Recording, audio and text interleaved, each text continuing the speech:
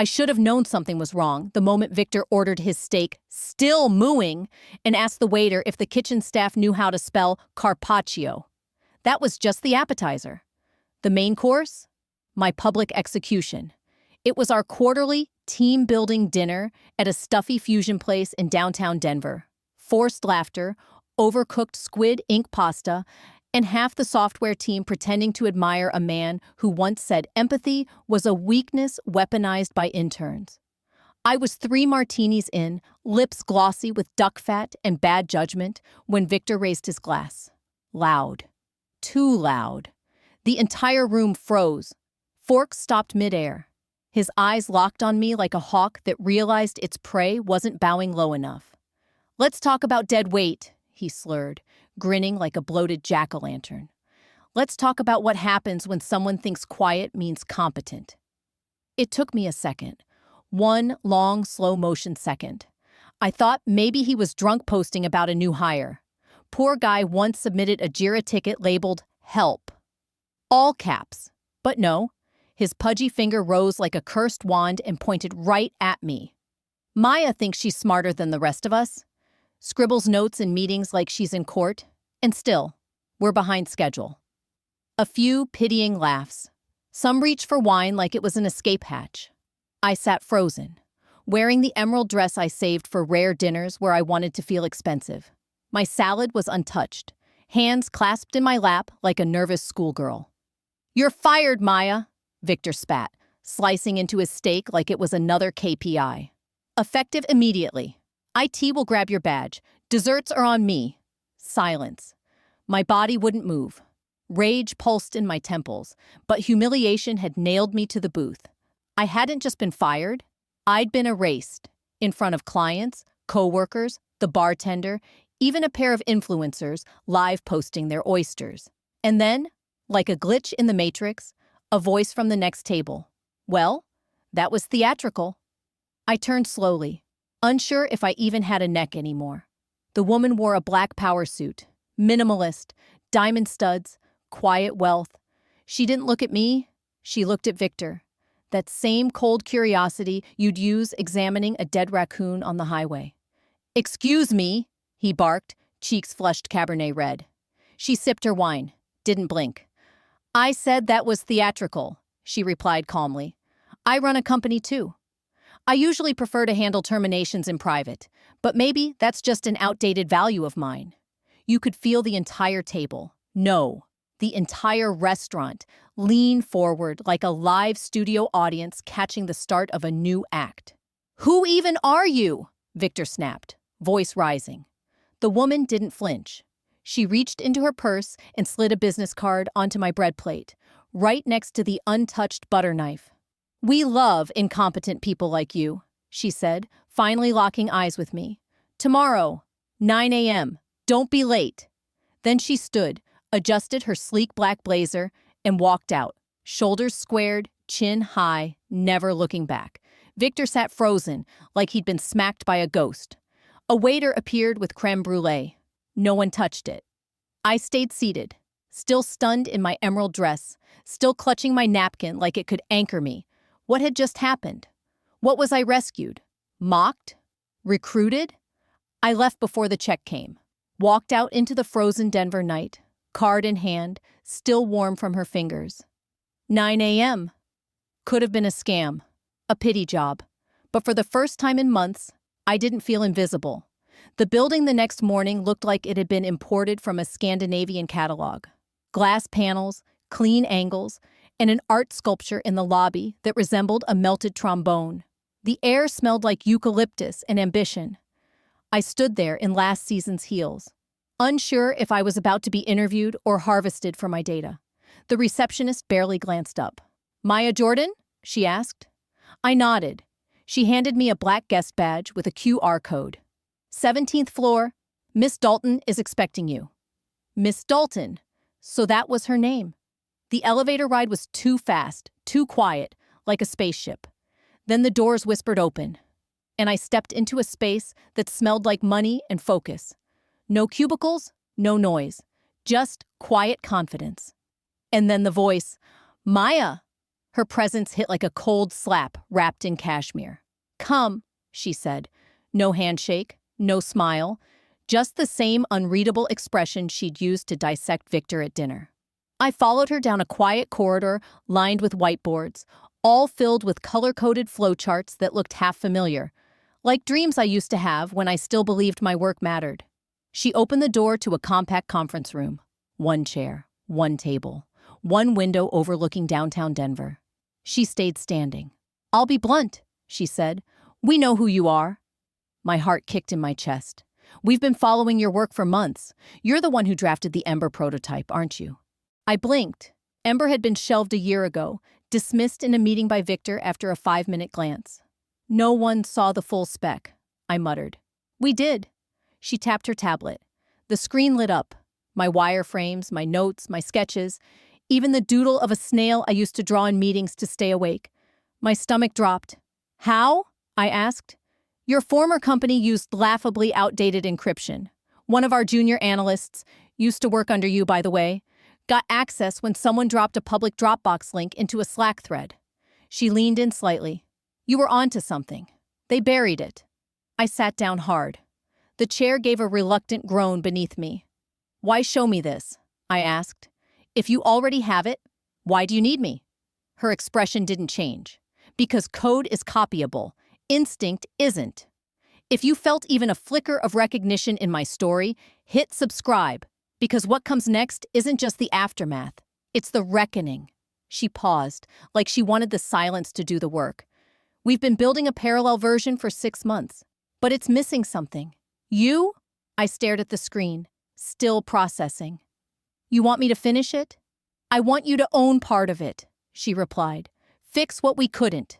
Bring it back to life." She tapped again, flipping through files I'd only imagined. "You've already built half the skeleton. Now help us give it breath." I hesitated. "What do you get? A discount and a trophy for stealing Victor's leftovers?" She actually smiled. "I get to release the product he was too blind to understand, with the woman he tried to erase. You don't have to like me, Maya. Just finish what you started." I stared at the screen. My old design breathed back at me like a comatose patient blinking to life, and something in my chest cracked open. Not relief, not victory, something more dangerous. Momentum. Miss Dalton extended her hand at last. "You in?" I took it. Not because I trusted her, but because I trusted what I had built. And because nothing would taste sweeter than proving that smug, Denver, Pasta King tyrant wrong. The first week was quiet. Suspiciously so. I felt like I'd wandered into someone else's crime scene, and no one quite knew how to ask what I was doing standing upright. Miss Dalton had set me up in a small glass-walled nook near the end of the development corridor, between a UX team that whispered in Figma and a back-end engineer who hummed Gregorian chants. No orientation, no team lunch, just a laptop, a system login, and a shared understanding. Don't talk, just build. I kept my head down, arriving early, leaving late, hoping no one checked my LinkedIn too closely or noticed how my hands trembled when I typed too fast. Dalton didn't parade me around. If anything, she treated me like a loaded weapon. Valuable, but dangerous. On day 3, while reverse engineering some back-end API calls, I stumbled across a folder buried deep in the architecture wiki. EMB archive deprecated. I almost didn't click. EMB could have stood for anything, but I did. And then I froze. Inside, dozens of version documents, PDFs, UI mockups. Some carried Dalton's name, some were from other engineers, and some were mine. Not copies, replicas, word for word. Late-night paragraphs I'd written with a splitting headache and cold takeout. UX annotations in my own color-coded system. Blue for dev input, yellow for marketing questions, red for anything Victor wouldn't approve. Every piece was there. My heart pounded. They hadn't just peeked at my prototype. Someone had reconstructed it, line by line as if it were sacred text. A voice behind me made me nearly launch the laptop across the room. "What you looking at?" said Lena, one of the junior PMs. Sharp, fast-talking, always in band t-shirts that read like expired prescriptions. She was sipping a green drink that looked like it had been blended from regret and lawn clippings. "Just catching up on the archive," I muttered, slamming the folder shut like I'd been caught watching something wildly inappropriate at work. Lena raised an eyebrow but didn't pry. "Careful poking around in there. Some of those files are radioactive. Half the team still argues over who actually wrote what. Total chaos last spring." I nodded, throat tight. Once she walked off, I reopened one of the files. Ember Early Vision Draft.pdf. The doc had no name, no author tag, but every word was mine. The architecture, the user flow, even the metaphor I once pitched to Victor about building digital trust like a handshake. He had rolled his eyes.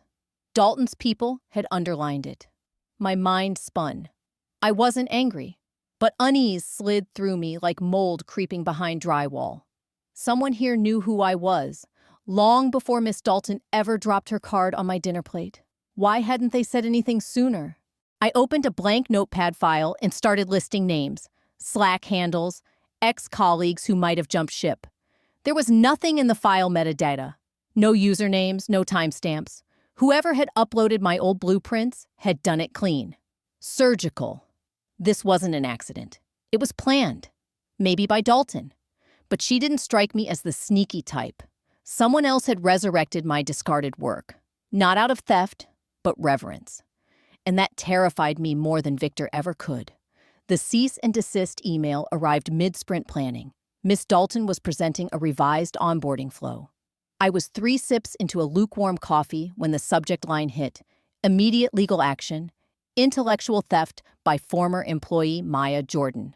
Sender: thevictorlegal123@gmail.com. I wish I were joking. The PDF was worse.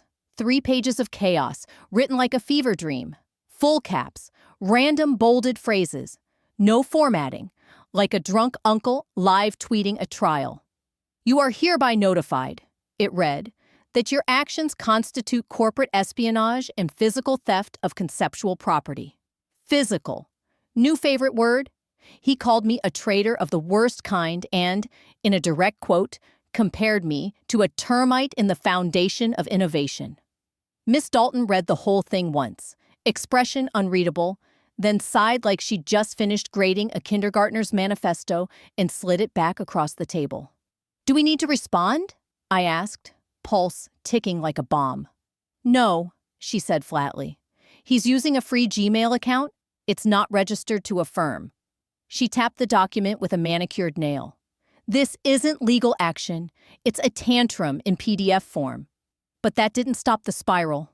Over the next 48 hours, I watched the mess unfold like a slow-motion train wreck. First, Victor updated his LinkedIn. Some people will betray everything for a paycheck. Be careful who you trust in your war rooms. No names, just drama. Then came the messages. Not to me, of course. That would require a spine. But to everyone else, former coworkers, college classmates, even my ex-boyfriend's sister, one by one, they forwarded screenshots. He was claiming I had stolen intellectual property, that I was being watched, that I was a corporate risk under investigation. By who? Homeland Security? Elon Musk in a weather balloon? Miss Dalton's PR team flagged the behavior, but I couldn't sleep. I'd lie awake at 2 a.m., rereading the email, my stomach folding like wet cardboard. I imagined him pacing his Denver condo in boxer shorts, vodka in hand, dictating rage notes into ChatGPT like it owed him back pay. This wasn't just bruised ego, it was war. And I'd become his target. By Thursday, I stopped checking my inbox before noon just to delay the circus. Miss Dalton? Unbothered. "Let him flail," she said over a quiet lunch. "He's making noise. We stay focused. We build." But I wasn't quiet inside. I began archiving everything. Every message, every smear campaign attempt. I even framed the cease and desist as a joke. But I needed the reminder, not of fear, of purpose. Because Victor hadn't built anything in over a year. Just buzzwords, spreadsheets, and ego. We were building something real, and he knew it. That's why he was scared. The blinds were down, city lights bleeding through frosted glass like soft ghost traffic. I'd stopped by Miss Dalton's office to drop off revised feature notes. But instead of a quick handoff, she waved me in and poured 2 fingers of something dark into a cut glass tumbler like it was muscle memory. No small talk, no preamble. "You ever wonder why I was sitting at that table the night he fired you?" she asked, swirling the amber. I hesitated. Coincidence? Her smile twitched sideways. Nothing in this business is coincidence, especially not proximity to Victor. And that's when she told me. 10 years ago, she worked for him, back when Victor still used his birth name, Brian, before the rebrand, before the VC money and the podcast interviews where he talked about disrupting the human condition. He'd hired her as a lead PM. She built the foundation of his first product, got it from prototype to demo in 4 months flat. When the investors showed up, he shoved her off the stage, took credit, and fired her 3 weeks later for strategic misalignment, in front of the board, over boxed sushi and flat Perrier. The betrayal left a scar, no less sharp because it was private. "What did you do?" I asked. She stared into her glass. Left. Switched industries. Waited. Let him forget I existed. And then? She built her own team. Quietly. Carefully. People like her. Overlooked. Overprepared. Tired of being interrupted in meetings by guys in branded hoodies. "He plays for applause," she said. "I play for what happens after the lights go out."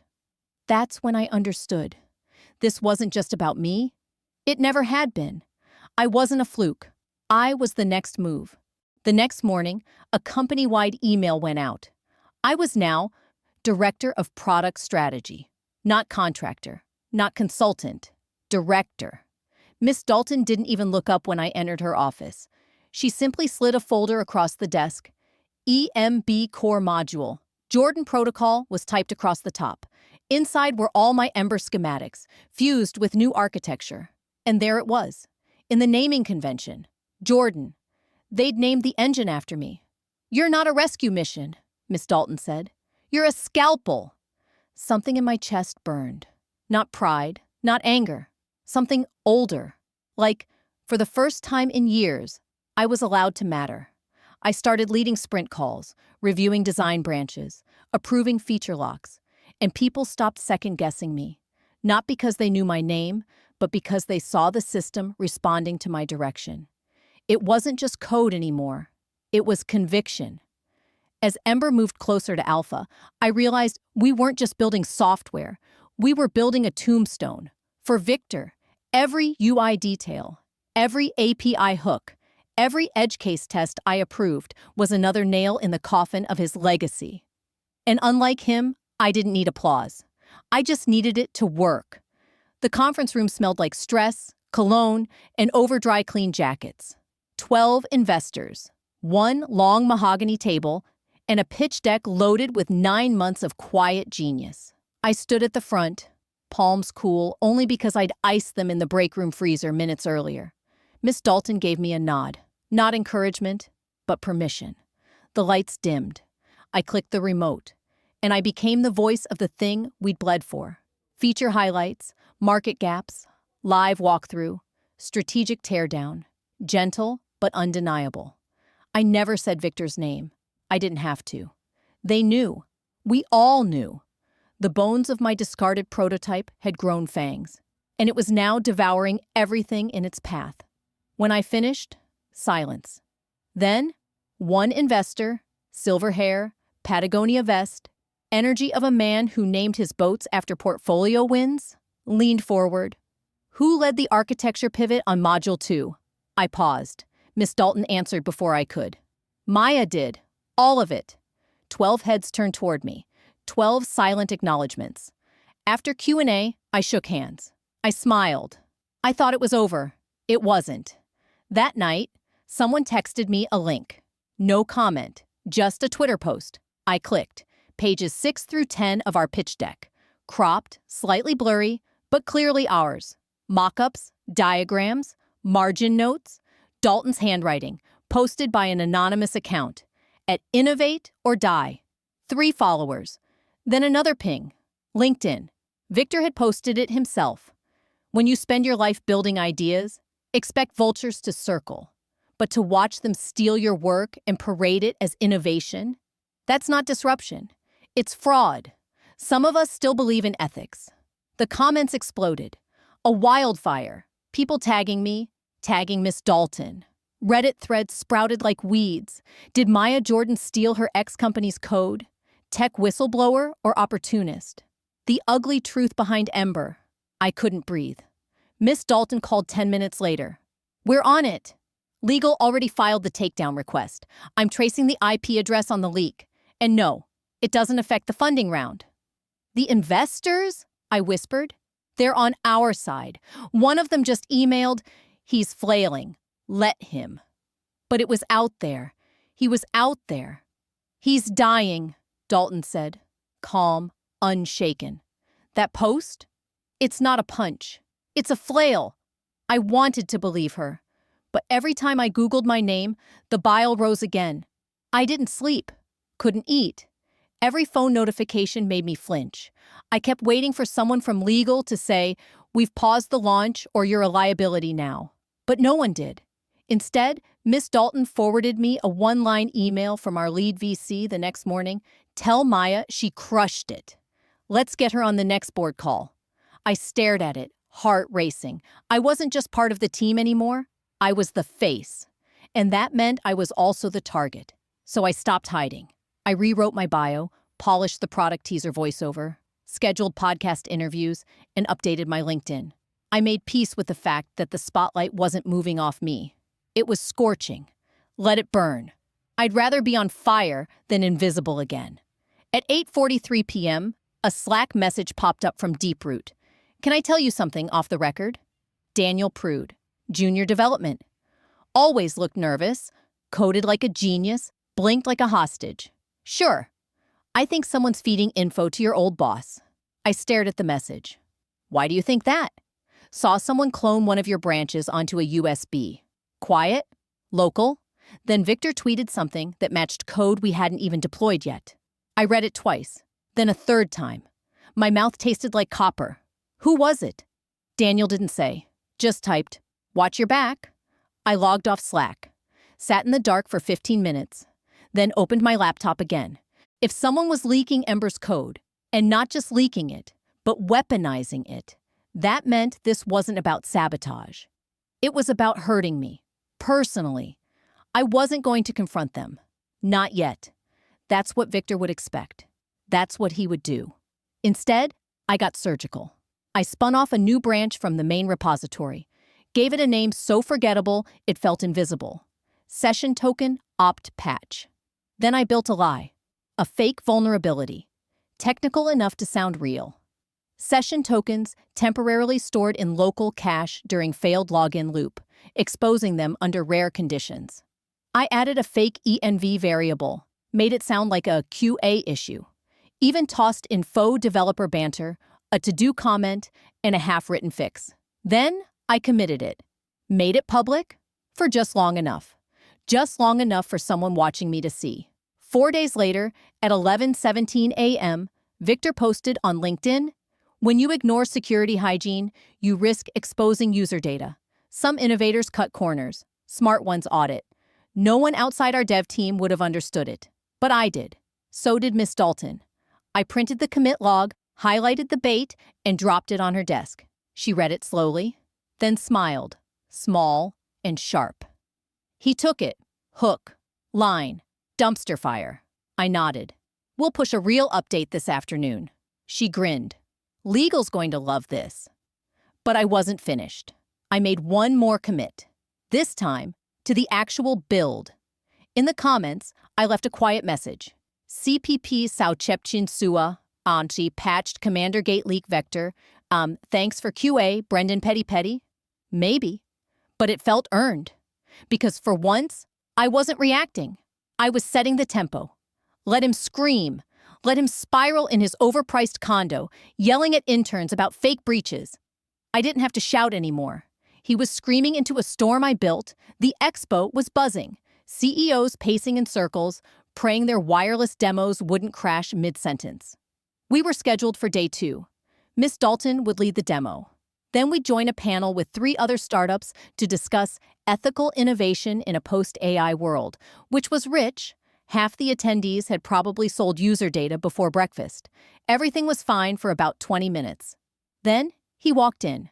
No badge, no lanyard, just a navy blazer with the sleeve tag still attached and a wrinkled t-shirt that said, "Ideas not equal execution" in blocky Helvetica. Victor, or as the tech blogs once called him, the failed messiah of enterprise UX. I spotted him across the expo floor, slicing through the crowd like a shark fin in a sea of interns. His eyes locked on me. Miss Dalton clocked him too. Didn't flinch. She adjusted her mic like she was about to narrate a forensic documentary. The moderator was mid-question about user-first design when Victor strode right up to the front row like he was hailing a taxi. "I'd like to speak," he said. The moderator blinked. "I'm sorry, this is a—" He cut her off. "This woman," he pointed at Miss Dalton, "built her entire platform on stolen material. And her? Now at me. She was terminated for misconduct and walked out with proprietary IP." Gasps. Phones raised. Recording started. Miss Dalton's smile was surgical. "Hello, Victor. You can't bury the truth," he snapped. "That product is mine. You've just slapped a new UI on my schema." I stood, not flustered, not afraid, just ready. I stepped to the edge of the stage, heels sharp against the riser, and handed the moderator a slim folder. Inside, time-stamped emails, design drafts, and at the top, his cease and desist from a Gmail address riddled with typos and paranoia. I leaned into the mic. This is a documented authorship trail, dating back 26 months. The core architecture was shelved by Victor, then left to rot in an unsecured drive. The moderator flipped through the folder, jaw tight. "I've been accused of theft," I said. "But ask yourself, what's more likely? That I stole from a man who never implemented it, or that I rebuilt what was mine after being silenced by someone who confused volume with leadership?" Cameras flashed. Victor opened his mouth, probably to deliver one more buzzword-scented tantrum. But Miss Dalton cut in, voice like velvet over steel. "This expo is for builders," she said, "not burnt-out figureheads chasing relevance." Security stepped in, professional, firm, no drama. Victor didn't resist. He just stared at me like I was a hallucination he couldn't debug. I met his eyes, not with rage or smugness, just silence. "You buried me." I bloomed anyway. He was escorted out. The moderator cleared her throat.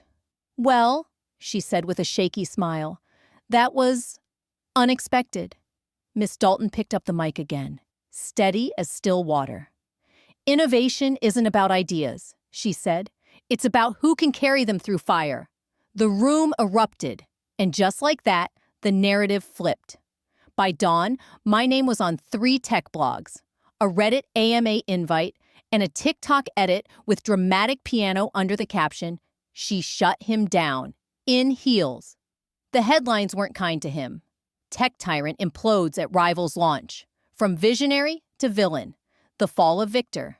How one woman outlasted Silicon Valley's loudest failure." That one made me laugh.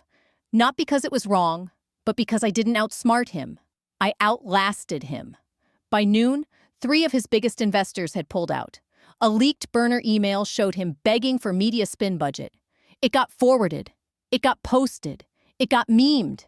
That evening, Miss Dalton called me into her office. Just the 2 of us. No slides, no scripts. She poured 2 fingers of something dark and expensive, handed me a glass.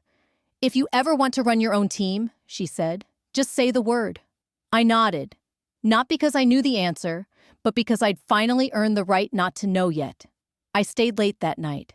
Not to work. Just to breathe. No one interrupting. No fake praise. No angry monologues about KP is. Just my screen. My cursor. My rhythm. At 2:11 a.m., I opened my phone. His number sat in my blocked list like an oil stain. Victor had called during the expo. Twice. I never answered. I didn't unblock him. Not out of rage, not revenge, just release. Then I stepped outside. No cameras, no headlines, just cold Denver air, my breath visible, and peace. If you made it this far, thank you.